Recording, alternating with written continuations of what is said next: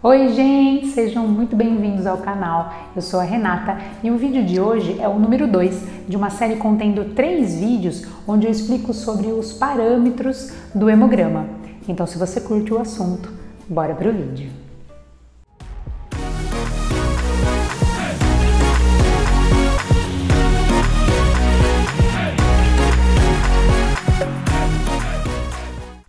Para que vocês não fiquem perdidos, o hemograma ele contém 3 parâmetros que a gente consegue analisar, que é o eritrograma, o leucograma e o plaquetograma. No vídeo da aula passada eu falei um pouquinho sobre eritrograma, ou seja, sobre a série vermelha do sangue, o que envolve lá os problemas de anemia e hemoglobinopatias. No vídeo da aula que vem eu vou falar sobre o plaquetograma e no de hoje a gente fala sobre leucograma. E o que analisa, Renata, esse leucograma? O leucograma nada mais é do que uma observação em relação à quantidade de leucócitos que você tem, leucócitos totais, assim como o predomínio de qual leucócito aparece lá, de qual célula de defesa aparece lá, se é um neutrófilo, se é um linfócito, se é um monócito e assim sucessivamente. Assim como os eritrócitos e os megacariócitos que vão dar origem aos fragmentos celulares que são as plaquetas, os leucócitos também são produzidos na medula óssea, oriunda aí de uma célula conhecida como blasto. E essa célula, mediante a necessidade do teu corpo, essa célula vai receber informações para que ela possa se diferenciar nesses leucócitos.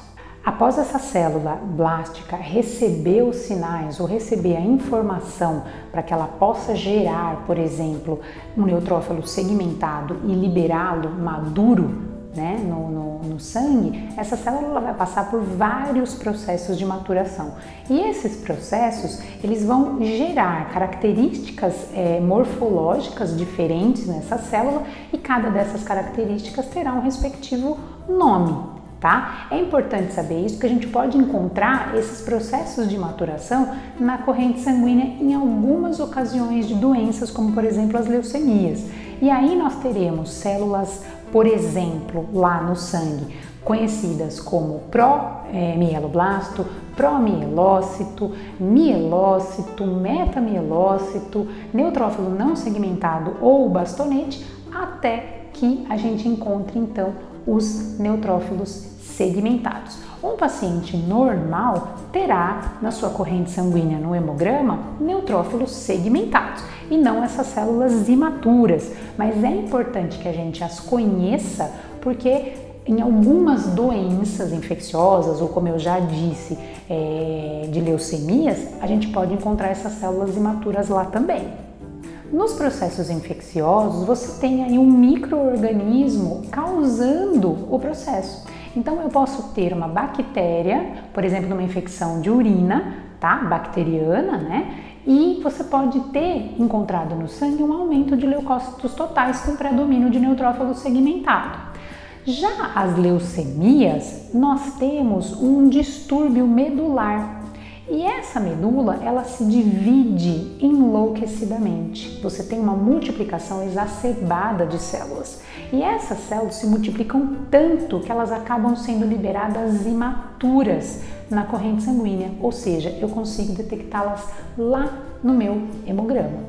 O que vai determinar exatamente se é um processo infeccioso, se é um processo leucêmico, será a quantidade total dos leucócitos, assim como o predomínio de determinadas células lá, assim como a quantidade de células imaturas que eu tenho lá naquele momento. Então, em pacientes normais, eu terei um predomínio de células maduras, ou seja, células que eram para estar lá com suas respectivas funções.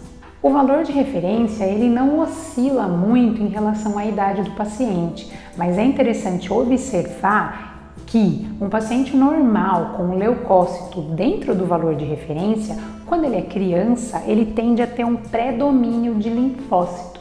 Quando ele é um paciente adulto, idoso, ele tende a ter um predomínio de neutrófilo segmentado. Então essa oscilação a gente não pode associar com algum tipo de doença. O que vai classificar alguma doença é o paciente ter uma leucopenia ou uma leucocitose. Então, se ele tem, por exemplo, uma leucocitose, independente da idade, tá? Com um predomínio de neutrófilo segmentado, isso pode estar associado a um processo de infecção bacteriana. Olha só, lá nesse leucograma, a gente pode encontrar células que serão conhecidas como granulocíticas ou granulócitos, que são neutrófilo, eosinófilo e basófilo, e eu tenho as células agranulocíticas, ou seja, sem granulação, que são os monócitos e os linfócitos. Aqui estamos falando só as células maduras, só as células normais, frequentemente observadas no hemograma. Independente se você tem um processo infeccioso, se você tem um processo inflamatório, você precisa ter células no sangue. Então você tem um mínimo de células e um máximo de células que vão estar ali frequentemente livre ali na sua corrente sanguínea para caso aconteça alguma coisa, ela já iniciar o processo de defesa. Aí vamos especificar cada uma dessas células, qual é a função dessas células. Então nós temos uma célula conhecida como neutrófilo ou neutrófilo segmentado. Esse neutrófilo ele é muito importante para a defesa contra as bactérias, por exemplo.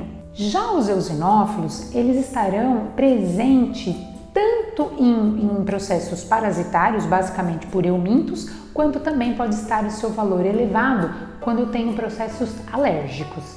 Os basófilos são células que podem aparecer tanto em processos alérgicos quanto inflamatórios. E os monócitos podem aparecer tanto em processos de inflamação quanto em processos de infecção. Eu deixei o linfócito por último para explicar que ele é uma célula que nos defende contra os vírus. Nós estamos em março de 2021 e estamos passando por uma pandemia devido ao Covid-19. Então, essa célula aqui é muito importante neste momento. Um dos tipos de linfócito, conhecido como linfócito B, é o tão responsável pela produção desses anticorpos. Isso não significa que nesse momento é só o linfócito que está funcionando.